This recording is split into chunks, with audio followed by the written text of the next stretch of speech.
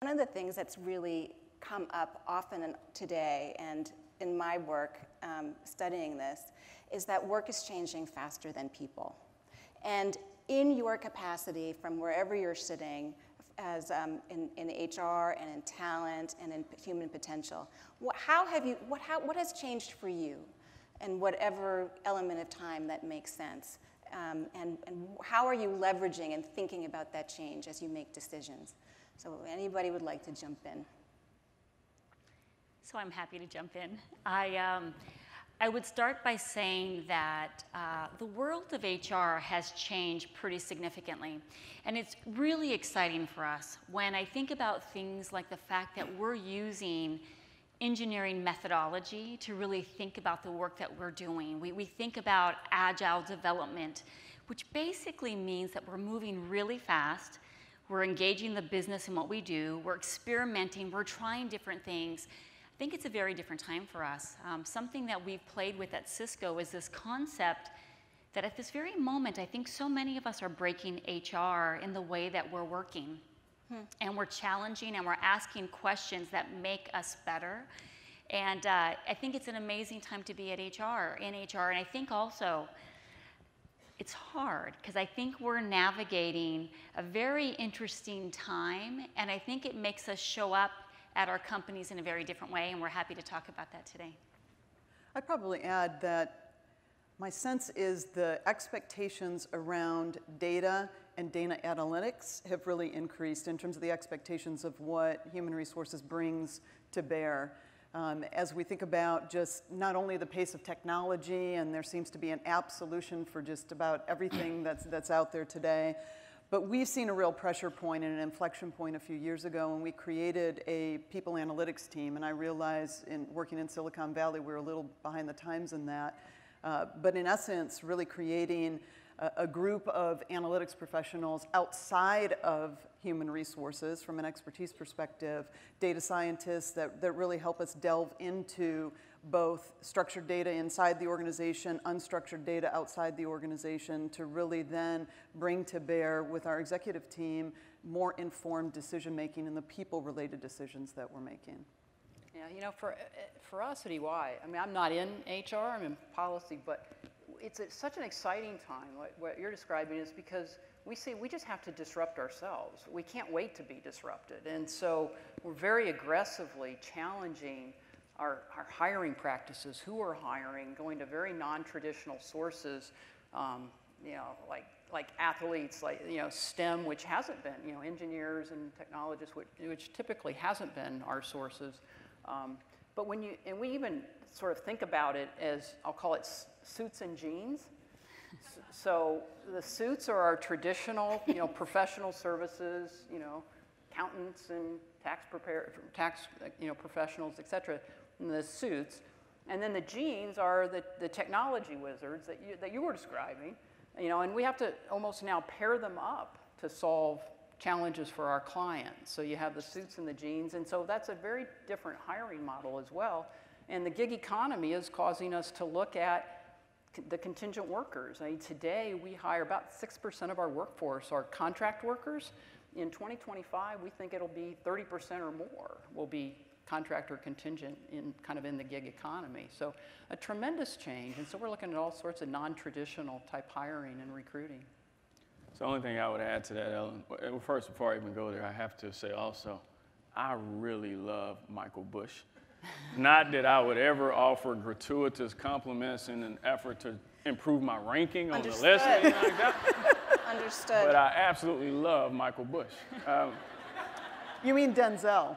There, but what I would add to this, I agree with everything that's been said. What I would add is, and this has been sort of a pleasant development that I believe has happened in HR over the last few years, and that is that HR now, probably more so than it's ever been, is truly viewed as a business partner inside of the business, not just a support team, not just a support group.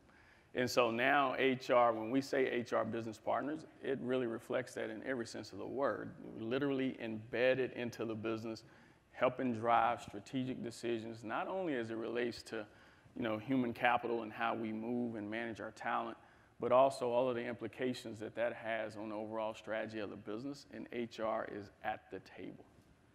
So when you think about that kind of shift, how are you looking at to the future? How are you bringing some of your senior leaders on board, and understanding that you're in the policy area as well, but that's an unusual kind of outreach too. How are you making sure that the people who need to be on board understand your unique value? Yeah, I will tell you, so one of the things, and we always message this within the HR teams, is as opposed to forcing it, then we have to evidence, be able to demonstrate and show how we bring that value. Mm-hmm. So that means as HR business partners, then you have to know the business. You have to know the business as well as anyone else at that table. Mm-hmm. And then in my experience, once you're able to evidence that, mm-hmm. then the business unit or those operational leaders, when they see that, then you don't have to force yourself, try to force a fit to the table. You get invited because they see the true value prop of having you a part of those conversations. I mean, we're in the talent business, so our talent leader is, central to our business. Right. Always is. I think it brings up a really good point in that the expectations of leaders are really changing. I think there was a time where we didn't hold leaders accountable to making talent and people, regardless of business, everything. And I think that has shifted. And for all of us as different companies in different industries, there's a reset button that we're hitting with our leaders, because we realize it's through those leaders that we change everything that we're doing. Yeah.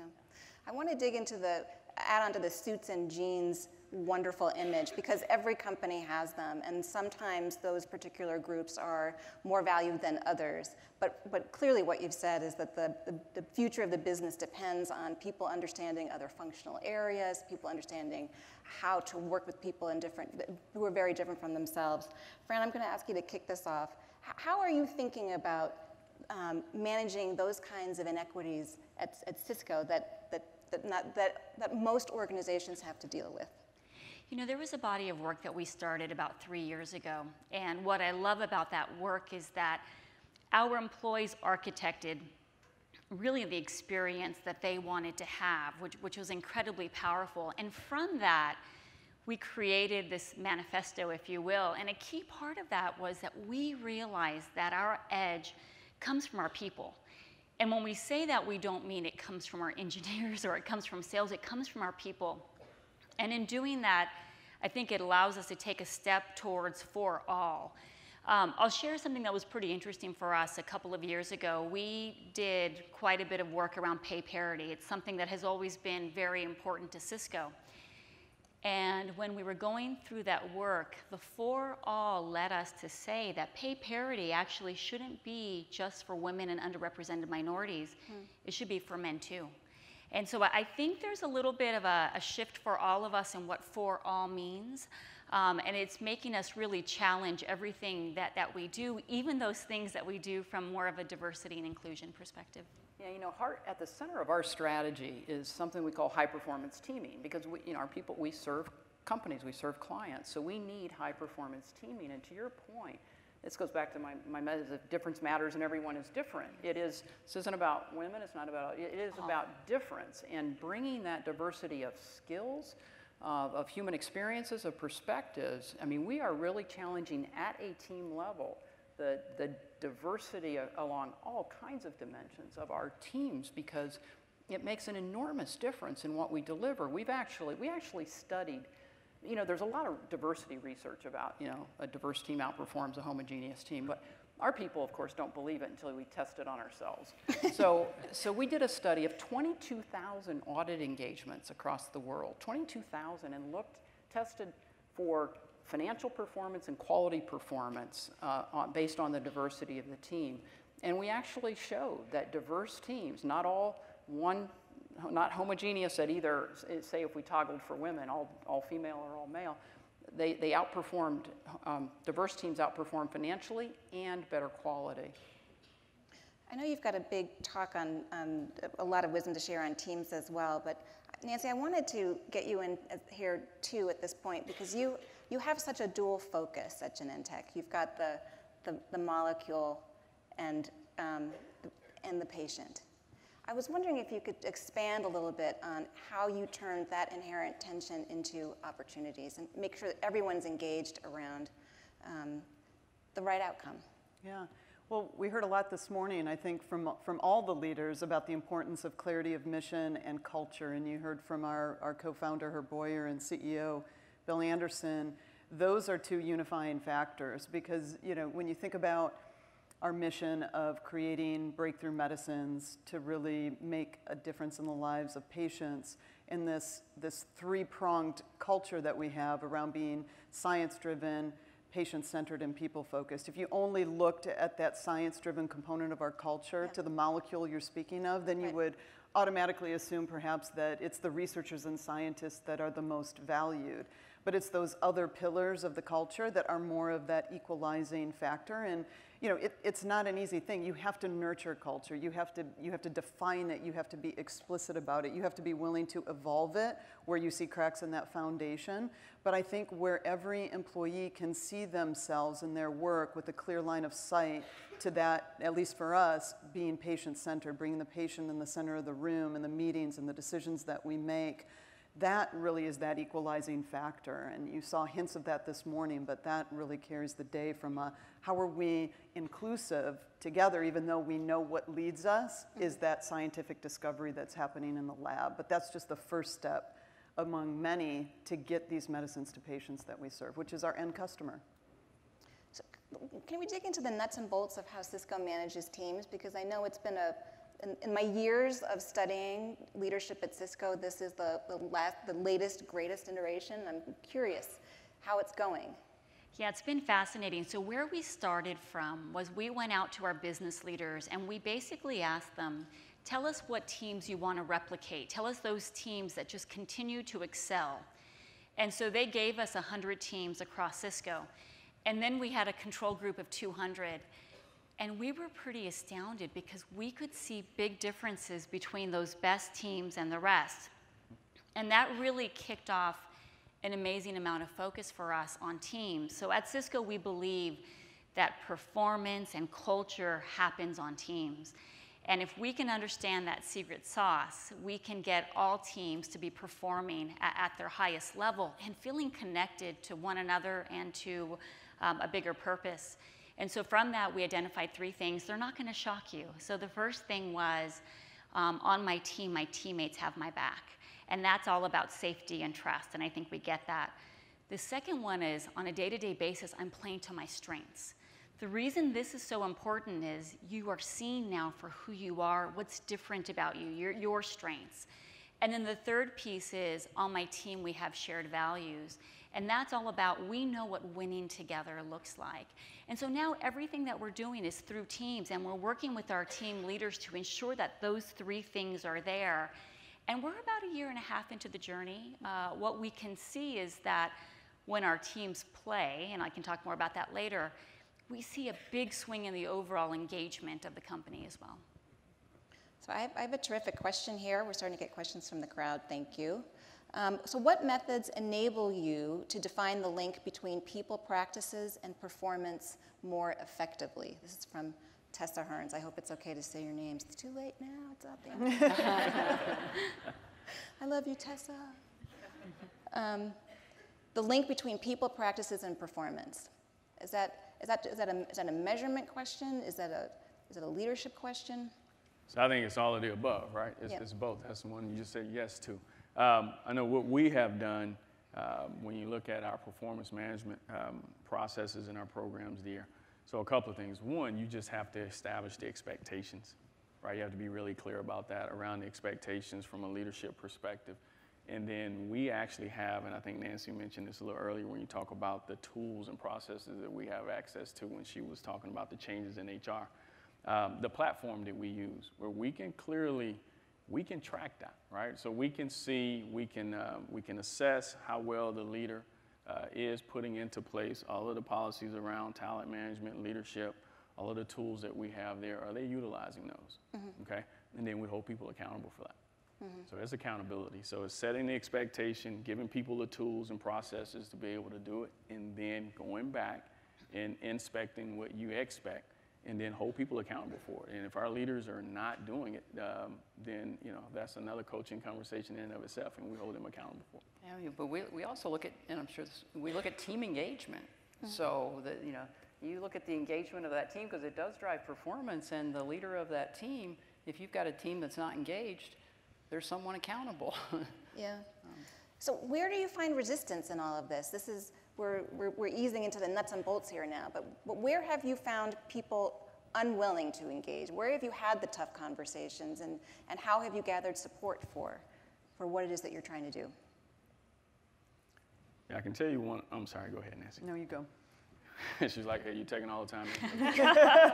So one of the challenges that we experience often is that leader who asks this question. So you're having this conversation. To Beth's point, we have employee engagement results. We have ENPS, where we serve our employees. You're having a conversation with that leader, and then they turn around and look at you and say, okay, Corey, what do you want? Do you want results, or do you want this? Right? Do you want me to make the team feel good, or do you want the result? Because we are such a results-oriented, driven company. And so we have had, if there's any pushback or struggle, it's been the leaders who don't fully grasp that's not an either or, right? We want both. We have to have both. And we show them, we give them examples of other leaders in the business who are successfully doing both. So it's not an either or. So it's sort of dispelling that whole question, right? You eliminate that from the vocabulary. It's not an either or. You have to do both. Did you want to jump in? I would just say, for me, I don't know that I would classify it as resistance per se, but more, how do you negotiate priorities? Because everyone's individual priorities are different. And so going back to, how do you share some of the data? How do you share some of the analytics behind what is being experienced, whether it's a Great Place to Work survey or another engagement survey, or that voice from the employee and the masses? And I think when you present some of that data and you connect it to some of the things you were talking about, Fran, in terms of team performance, related to those who have higher engagement, then I think you can start to open up the dialogue around those priorities. Because that's where I've encountered some of the not resistance per se, but let's negotiate. And if I can get them in the long haul to focus on those areas that are needing focus, then I think that's a win. But in the domain of advice, can this happen without senior leader buy-in? I mean, we have a wonderful question here about smaller businesses who don't have an HR department. Can this kind of change happen at other levels? What kind of persuasive conversations do us regular folks need to have with the people who now work at PwC to transform our own organizations from within? Is that even a reasonable goal? So I would tell you, it can happen in pockets without leadership buy-in. It will not be sustained, and you'll never be able to scale it across the business. So the short answer is you absolutely have to have leadership buy-in. It will not work without it. I couldn't agree more. It's funny, Nancy and I were talking about this. You can have a lot of great programs that are cutting edge or exciting, but they become things if they're not tied to a real leadership mandate. And you need to see role models at every level of the company, but especially at the CEO and the C-level, really living the values, really living the expectations that you have. But if you don't have that, you're not going to get there. And for those that are trying to break through, what I would say is start with one. And if you can get one to start to demonstrate some of this, I think there's great momentum that comes from that. And then I think the peer group will start to see, wait a second, there's something really powerful there. But it's the first step. Beth, you shared a really interesting story in our prep call about bringing in non-traditional talent. And you had mentioned that they were professional athletes. You're hiring former Olympians at a record clip. Could you talk a little bit about what the response to that initiative was and what you're discovering about not just that group, but how we can think about credentialing people differently? Yeah, and this really does come to sort of challenging the way you look at credentials when you're thinking about hiring. So how we got focused on this was looking at female athletes in conjunction actually with our sponsorship of the Rio Olympics. And we started exploring the female Olympians, what their challenges were, et cetera, and we realized that they spend their life perfecting their career in sport, and then that career ends all too early at an early age, and they've got to pivot to something, and they're so not prepared to pivot. And of course, at EY, we were very focused on getting more women into leadership. That was our motivation. How do you get more women into leadership? And we're talking to these female Olympians and thinking, this is the greatest untapped pool of leadership talent in the world. And they're just routinely hitting the wall when their sport career ends. And so we started to explore, how do we help them pivot? Because they think their future is only as a coach or a broadcaster versus, you know, the world of business. So we started to focus on that. Then we did some research and researched C-suite senior women. So CEOs, CFOs, CIOs, and we found that 94% of women in the C-suite played sports, and over half at a university level. We went, wow, okay. So the athletes have something that it takes to make it all the way to the C-suite, female athletes. So we have started a program to help elite female athletes pivot to success in business.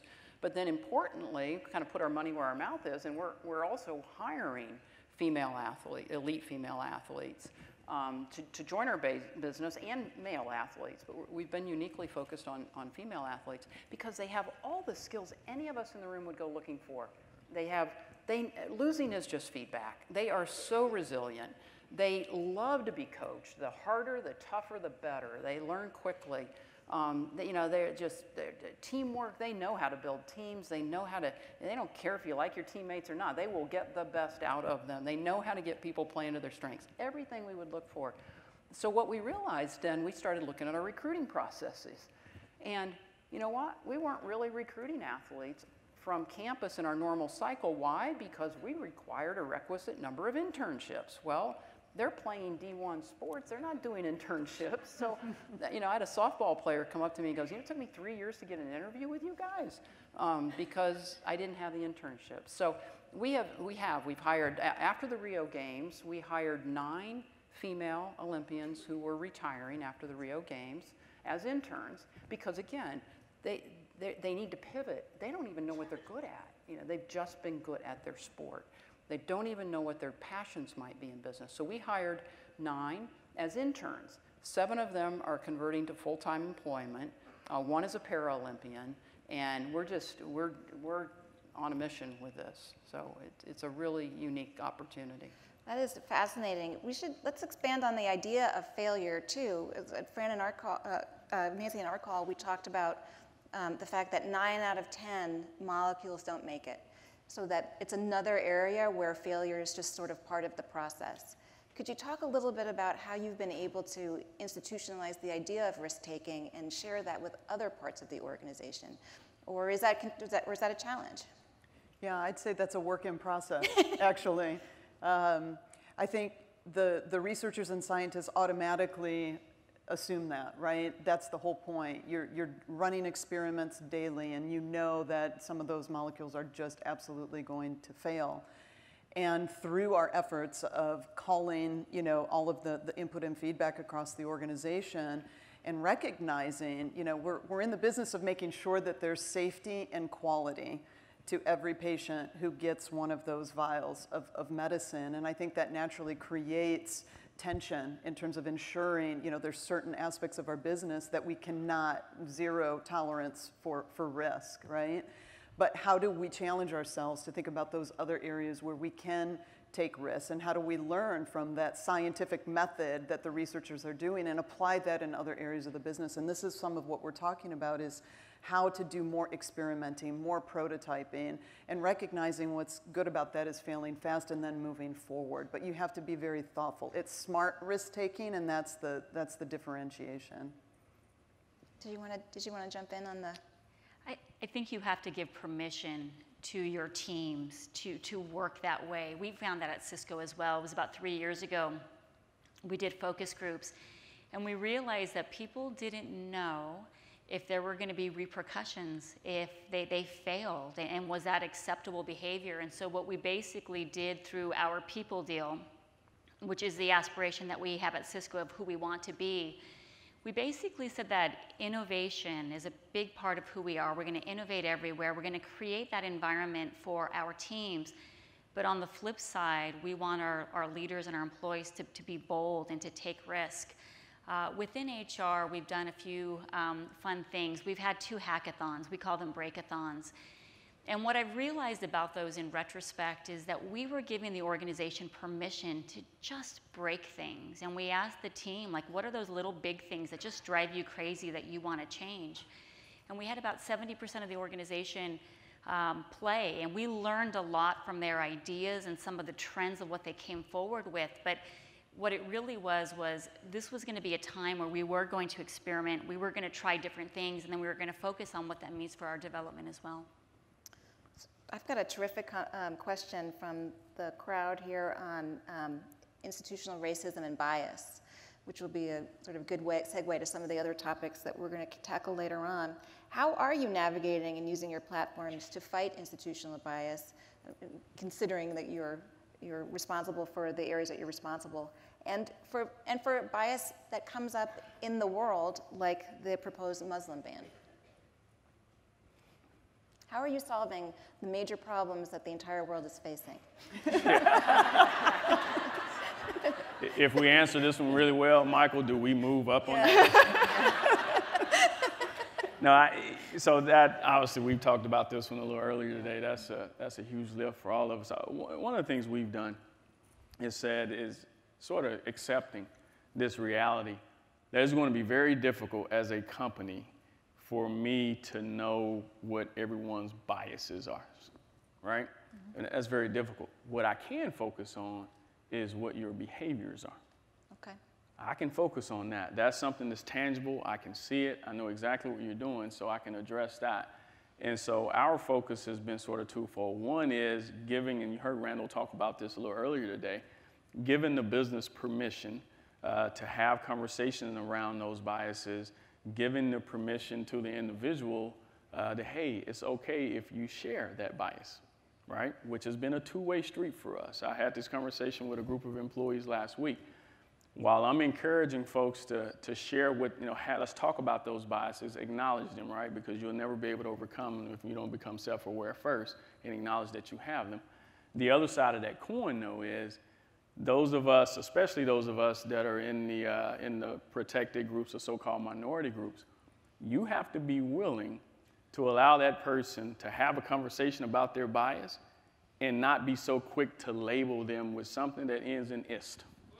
Okay. Right? So if a person is having a conversation with me and saying, Corey, you know what, they're being honest, right? They're being vulnerable, and they're sharing with me with some biases they have about black people, then when I hear it, even if it's something that I don't like, or I think, man, that's crazy as hell, but I have to stop short of saying, hey, that person is a racist, right? Because there's a very good chance they may not be. They're just sharing what their bias is. So it's a two-way street. We have to be willing to listen and start that open dialogue.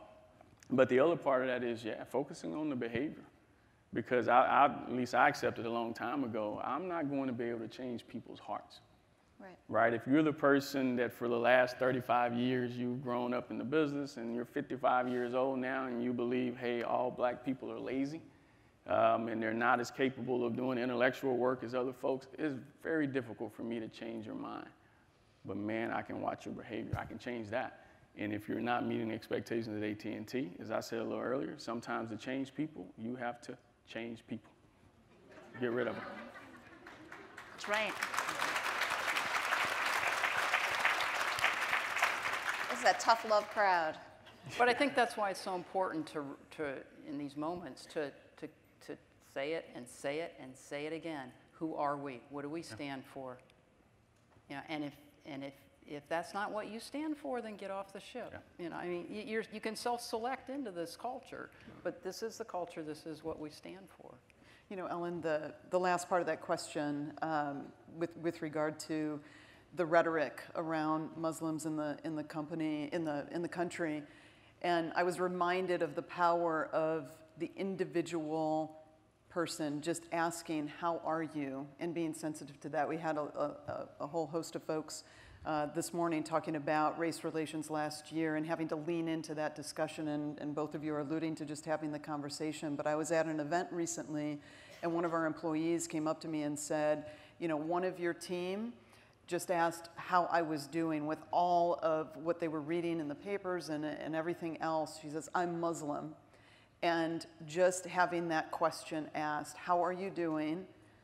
And what can I do to help support you? Made all the difference. And tears started streaming down her face. And it's the power. Those individual one-on-one interactions are incredibly powerful. And I think we have to have leaders and peers, team members, just checking in with folks and asking, how are you doing and what can I do to support you? And also I think it's celebrating unusual things. We had a situation with a Syrian refugee in Germany where, so I think people may have biases even, among the about the refugee population. And we had a manager who understood our values, heard a Syrian refugee was being interviewed on a German situation, and the person said, I want to work for EY.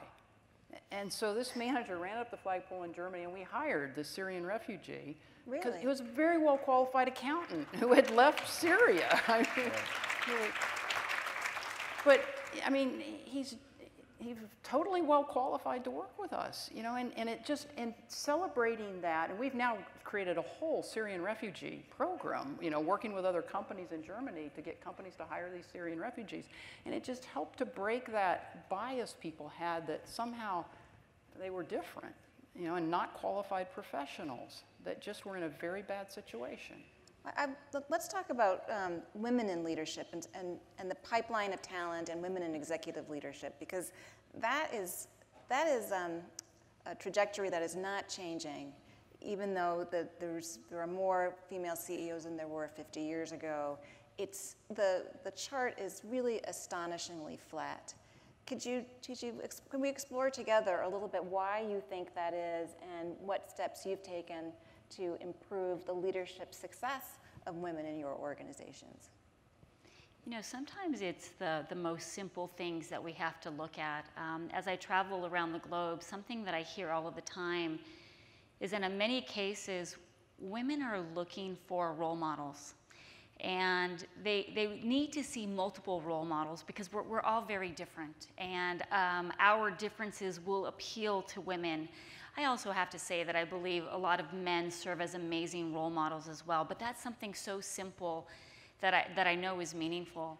At Cisco, both our board and our executive leadership team have 42% women, and that's something that we're very, very proud of, and we're working very hard to really pull that into the entire organization, but we know that that's a starting point that has created momentum for us. Our CEO likes to say that so many companies have been at this for so long, and so we know that we're all trying, but we're not breaking through. And so what that means is we have to be able to do different things. And I think some of the analytics that we have today at least guide us at Cisco around what investments are truly leading to promotion velocity or retention. And at Cisco, when we see that, we double down on those things because they work. And there's things that sound good and we don't see the impact of that, and we just have to stop and let that go as well. Is there anything around feedback or employee reviews or high potential pools that you've seen that's working or not working? Anything that's not working is just as useful to know about as things that are working, by the way. I'll hit the high potential pools one. And I would say Genentech today looks very different than it did a decade ago, and it took us a decade to achieve the kind of gender diversity that we see, which is really 50-50 all the way up through the director ranks, 40% female in the officer ranks, and 3 of our 7 C-suite are women. But that doesn't happen overnight, and I think one of the challenges that many companies face is, they're looking for the quick fix, or what are the 1 or 2 things that are just going to springboard us into seeing gender diversity and parity. And I will tell you, for us, it was fortitude, it was taking the long view, and it was just sticking to those actions, one at a time. On the high potential pool question, we had a succession management practice that we still have today, where those senior director women who are at the cusp of making it to officer, every senior director woman is put on a list, and we require the leader to defend why is that individual not on an officer succession plan. And each person is in the hot seat. It's really putting the pressure point on asking the question, well, why not, versus justifying or rationalizing this is the absolute best candidate. And I think that has opened up some discussion and dialogue, and that's one of many different tactics. But I think this is where companies lose that fortitude. You've really got to take the long view. You have to create that dissatisfaction, but then stick to those actions. I see, for us, we do a lot of stuff, but I see three things that from where I sit actually are making a difference. One, I think, Nancy, you just alluded to the succession planning. I mean, when our chairman and CEO became chairman and CEO, he was under tremendous pressure. All of our women were really pressuring him to set quotas, like set a percentage of the women that are going to be on in leadership and hit it. And he just wouldn't do it. He said, it's not what I believe in. It's not the right answer. And he instituted this robust succession planning process across all the leadership positions across the world. And it's now in its like fifth year. It's so serious because what we found in that, there's big diverse slates. But what we found were slate sitters, to your point. You got women on the slates, but they never seem to get the position. So every leader is responsible for what career experiences are we giving the people on that list so that they will be ready. So they're identified as either they're ready if the leader gets hit by a bus today, or they're ready midterm, or they're ready long-term, and what experiences are we getting? And we really now are managing it. That helps. The second thing we're doing is what we call promote to pipeline.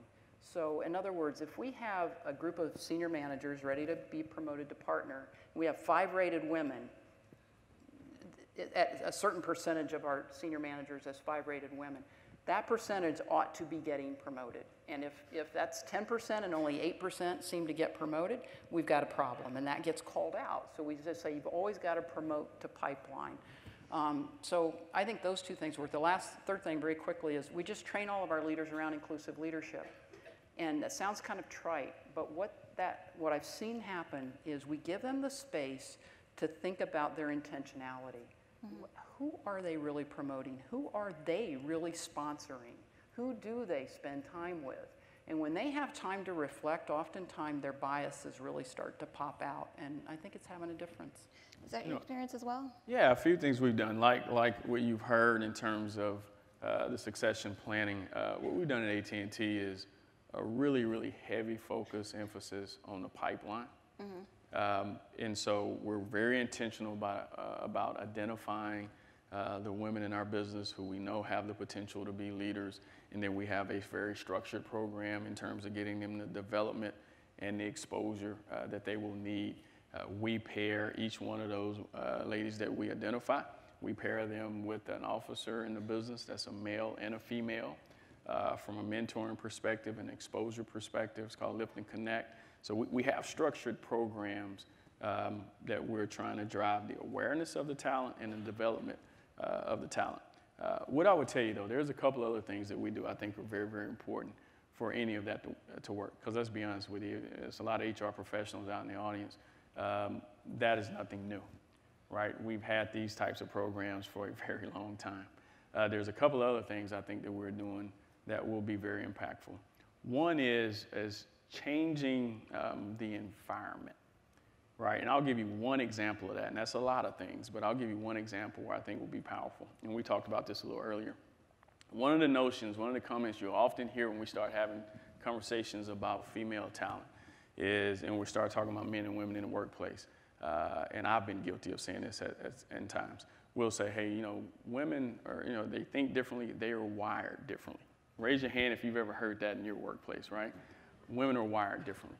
So one of the things I've been doing is purposely stopping the conversation, interjecting some way. No, women are not wired differently.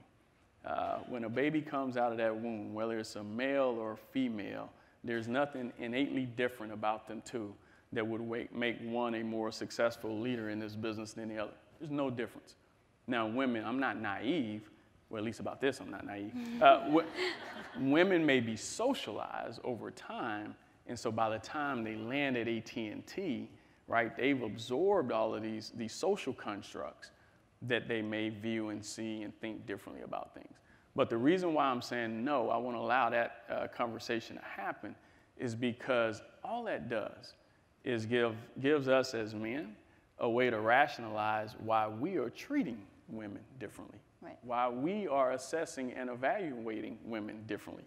So the language is very important. So when I talk about environment, that's just one example. So we're trying to, you have to change that environment. Take that excuse away. It's the same thing we do with our sales teams when we train them, right? When you're a new salesperson and you join AT&T, one of the first things you're going to learn is when you're dealing with the customer, you're trying to make a sale. One of the first lessons, right? You remove all of the reasons why they can say no.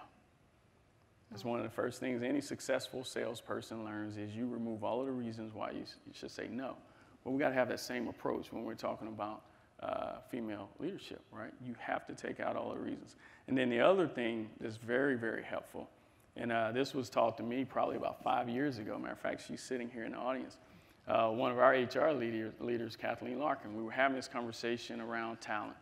And she described it this way, and we've been using it ever since, is you also have to be willing to take risk. Mm-hmm. You have to, we talked about it a little earlier, you have to be willing to take risk. And the way she characterized it, which is a great way to look at it, is we start putting our jobs into two big categories. One is what we call hit the ground running, meaning it is a role that, look, I can't take too much risk here. It's so critical to the business. Maybe it's, time sensitive. Market sensitive, where the person who lands in this role, I don't have the luxury for them to learn on the job, right? They have to hit the ground running. Ready now. And then the other category is what we call up the curve. So this is a role that, okay, I may have the luxury of a month or two to let this person, learn, fill out, maybe some of the things that they don't know yet, skill sets that they don't have, they can develop those on the job. That is very, very helpful because the jobs that you put in the up the curve category, those you can take a lot more risk. Right? You can take a lot more risk, and so we'll use those opportunities to say, okay, we have this, this female leader in the business. It's Coretta. It's not Corey. It's Coretta. She's really, really good. She's really talented. We know she has a lot of potential, but in terms of the skill sets that we've deemed required for this role, maybe we're only able to check 7 or 8 out of 10, but it's an up the curve job. So I'm going to take the risk. We're going to move on this now, and then she'll be able to get those other two while she's in the role. So, Brent, I want to get you into this because this seems like it's right up your alley with your teams and how you're thinking about strengths. Clifton Johnson wants to know if competencies, or if you think about them in terms of competencies and holding people accountable around strengths competencies. But this up the curve thing seems like a really interesting mindset to give people growth and stretch opportunities. Yeah, it absolutely is. So I don't think this will surprise you, but when we look at our best teams, we see inclusion. And so this is why for us at Cisco, we are really focused on the teams, because when you have a leader focused on someone's strengths, they're getting to know what is unique about each person, and that means that they're also starting to understand how they need to show up to every member of the team as well. A couple of weeks ago, we had a meeting, and one of our leaders basically said, if you are not really curious about what's different about every member of your team and how you show up to them, right, you shouldn't be in a leadership role.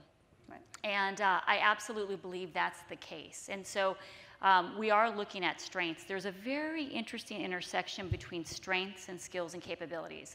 And that's where we're playing at Cisco. And so we're looking at the strengths as those things that really make you unique and differentiated, how you like to work, what you're best at. And then we look at what are the skills and the capabilities that are important in your role. And to this conversation around up the curve, something that we're focused on at the moment, it's really good to understand the skills and the capabilities that you have. But as you look at how work is changing, then what are the skills and capabilities you need, and how do we really draw a map to that? And so for us, we talk about that as part of our talent cloud and how we prepare for the gig economy. But it's something simple that I think all of us need to be looking at. There's a great article in Harvard Business Review called, I think it's called Let Your Workers Rebel, that talks about that point.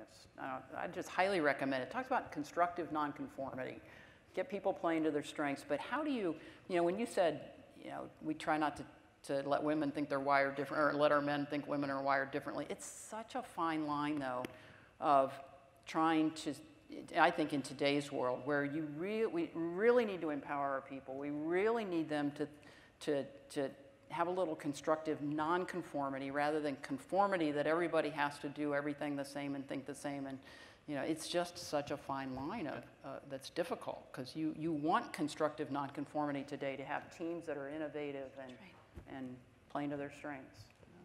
We only have a couple of minutes left, so I wanted to end on a philosophical note, the sort of a follow-up of where we started.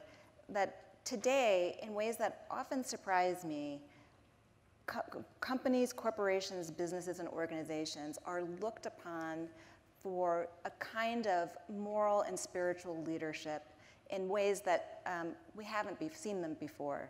A stabilizing force in the world, responding to crazy people and events, living their value. I don't mean anybody in particular. Speaking their values that used to only be within your walls of your campuses, and applying that to communities. And the bias work that you're doing actually is transforming an entire nation if everybody does it together. I mean, that's of course the big vision of For All, that we're all doing the work together to see each other for our greatest potential. Could you talk a little bit, just really briefly, on how you see that playing out and why you think it matters? Oh, we just think it so matters, because you're talking about purpose of the organization. And so for us, our purpose is building a better working world. And how do we translate building a better working world for our people? In this exact environment today, income inequality is such an enormous problem, and we are trying to lean in heavily to what role can we play in inclusive growth and inclusive capitalism, and how do we try to deliver the services that we deliver and yet address the greatest needs? I'll just give you an example. So in our hiring and our trying to hire non-traditional people, we have started this neurodiversity program where we are actually, if you look at the spectrum of autism, 80% of people on that spectrum of autism are unemployed. Well, they have really unique math skills and pattern recognition skills, and very applicable to our business. So we started a neurodiversity pilot program to try to work with those on the spectrum of autism. And we've actually found success in that. And so that's creating jobs for unemployed. It is addressing, an aspect of, it's just an example of addressing the income inequality program and inclusive growth. But boy, does that bring our purpose to life for our people. I would say, yeah. I think to your question, Ellen, I think the role of the corporation, and we were having this discussion at our executive committee just a couple months ago, the elevation of expectation of employees, and I'm sure many folks in this audience are feeling it. The pressure point used to be on the family unit as that stabilizing force, and then it moved to like the religious institution, and it feels like the expectations today are now on the corporation and the employer to fill that void. Yes. And so when things in the external environment are happening, there is a high bar in terms of the company or corporation response to that. And I think that's something we're having to really lean into, and it's a work in process for us. We have a lot of meaning in what we do. You've gathered that from even the discussion that we were having this morning. We're trying to really fight disease, and so we're keeping the patient at the center of everything that we do. And yet, it doesn't feel like that's good enough for the masses of our employees when other events are happening. And I think we're having to lean into this and to think more broadly about what we stand for, why we stand for it, and how we provide that stabilizing force for employees so that they can do their best work each and every day. I think it's expanding our role as employers. I would say we went out to our employees and we asked them, what does a great day at Cisco look like? And I'm not surprised that the way that they answered that question is that a great day is when we're benefiting our community. And so that's something that's always been incredibly important for us. On an annual basis, we train about 1 million students a year to help them have a path into technology and to really give them, hopefully, the start to an amazing career in all industries from a technology perspective. So that has always been a part of who we are. I think the last 5 or 6 months have been a really interesting test for us. And I think what it's forcing us to do, and I referred to our CEO recently as the Chief Healing Officer, it's forced us to be that place where we can listen and be inclusive of all thoughts. When the immigration order came out, I found that my team was playing a very different role. And what we tried to do is start with some basic education that could ground us, and then be that place and create that platform as a company where we could have conversation. But what you see in that is that we're incredibly polarized at the moment as a country. And so I think, for us, looking at how we benefit everyone and then look at how we create this environment where we can heal and we can have this greater sense of purpose is definitely where we're focused. So just a couple of things. I know we're pressed on time. You guys heard from Randall, right, our CEO. I think he did an excellent job. But our mission at AT&T starts with connect people with their world, right? It goes on. That's a very intimate proposition. And so I think at AT&T, we realized that, look, you can't do that if it doesn't start within the business. And we also recognize that the walls, the lines between personal and work now are so blurred that you can't ignore what's happening outside the walls of AT&T, right? It's going to be inside AT&T. If you have 275,000 people, whatever is happening in the world is happening inside of our business. So we figured out, look, for us to be able to execute on that mission, the first part of that mission is a very intimate proposition, then you have to do that inside of the business with our employees. And you guys heard from Randall how we're doing that. Yeah. We're out of time. Please join me in thanking the panel.